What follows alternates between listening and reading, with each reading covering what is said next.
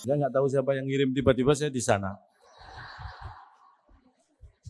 Jadi di diskusi negara ASEAN ini yang perlu kita pikirkan bersama, bahwa kadang-kadang banyak delegasi negara ASEAN lain yang sudah memandang Indonesia dengan sebelah mata. For example, ada 4 contoh. For example.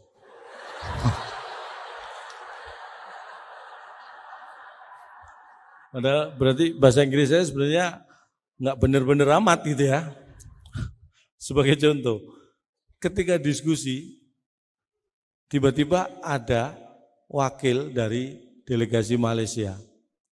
Bukan waktu itu, dari Vietnam. Delegasi Vietnam mempermasalahkan prestasi sepak bola Indonesia. Kita harus tepuk tangan ya, ini di SEA Games Indonesia masuk final sepak bolanya, tepuk tangan buat Garuda Indonesia. Kita harus bangga itu. Karena ini kejadian 4 bulan yang lalu, Vietnam itu mempertanyakan prestasi sepak bola Indonesia. Saya sebagai orang Indonesia merasa tersinggung. Di diskusi yang tadinya saya tertidur, tiba-tiba saya bangun dan orang Indonesia itu gitu, kalau diskusi terlalu enak itu ketiduran. Saya emosi. Vietnam itu merdekanya aja duluan kita daripada Vietnam. Dia mempertanyakan prestasi sepak bola kita. Saya katakan, di seluruh dunia, bukan hanya di ASEAN, seluruh dunia. Tidak boleh ada yang sombong soal sepak bola dengan Indonesia. Sebutkan negara mana?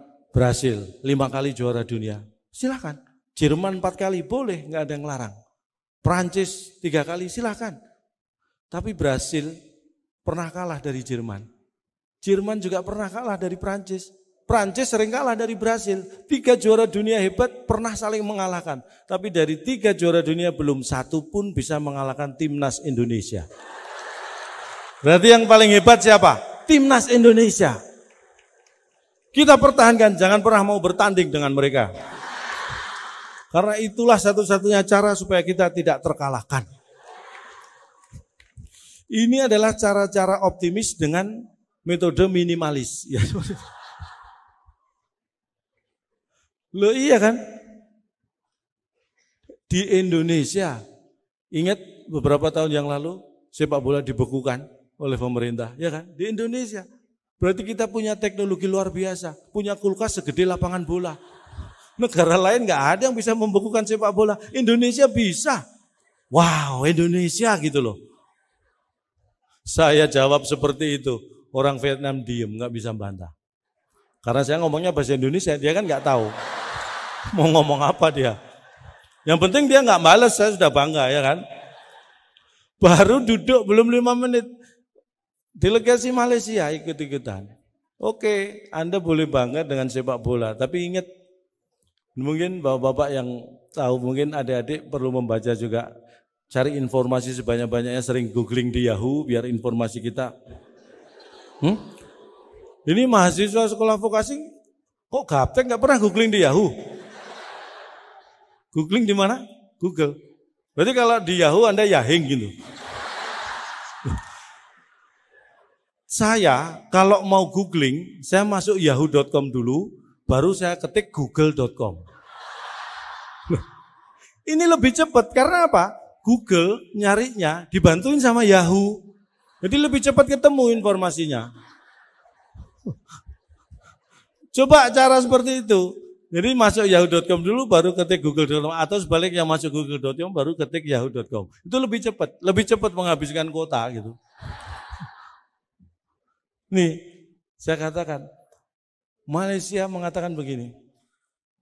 SDM, sumber daya manusia Indonesia, kualitasnya katanya menurun. Menurut mereka. Karena apa? Secara data mereka menyebutkan tahun 60, tahun 70 sampai awal 80, Malaysia itu masih import mendatangkan tenaga pengajar, tenaga guru dari Indonesia.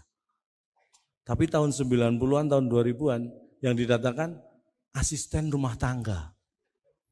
Mereka mengatakan berkesimpulan bahwa SDM kualitasnya di Indonesia ini menurun. Saya emosi lagi.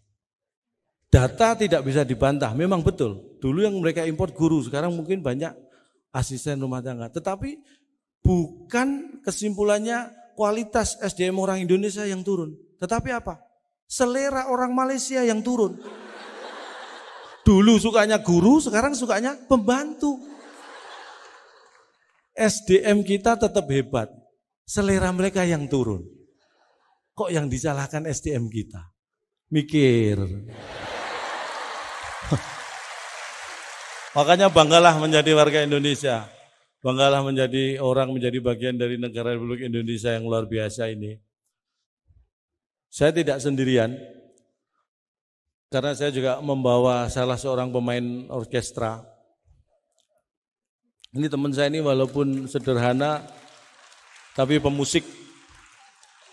Ya benar Mas ya. Nanti awal Januari.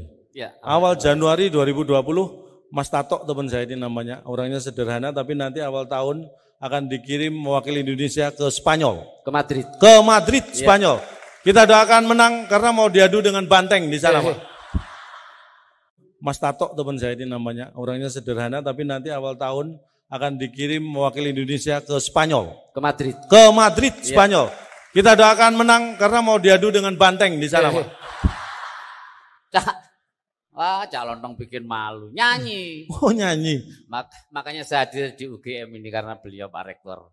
Pak Panut Mulyono. Oh, kenal. Loh, beliau buat saya bukan orang asing. Oh, akrab. Pak Panut akrab dengan... Bukan, beliau ini orang Indonesia, bukan orang asing. Kalau itu semua juga paham beliau orang Indonesia. Saya pikir bukan orang asing itu akrab. Calon dong nggak tahu. Saya memang kagum beliau. Memang cita-cita saya dari dulu ya. Kepingin jadi rektor UGM seperti bapak saya. Loh, bapakmu dulu rektor UGM? Bukan, bapak saya juga kepingin.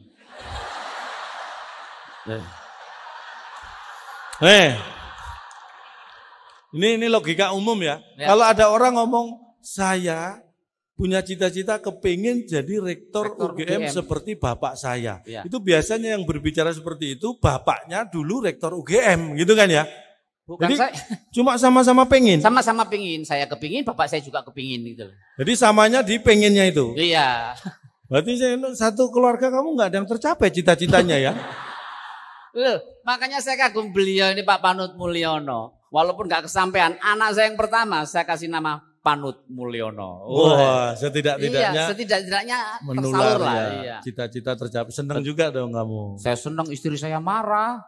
Kenapa? Kenapa dikasih nama Panut Mulyono? Oh, kamu nggak tahu, beliau tuh rektor UGM. Istrimu itu suruh buka informasi di internet gitu loh. Anak kita kan cewek, Pak. Hah? Kalau ini kamu yang nggak tahu toh.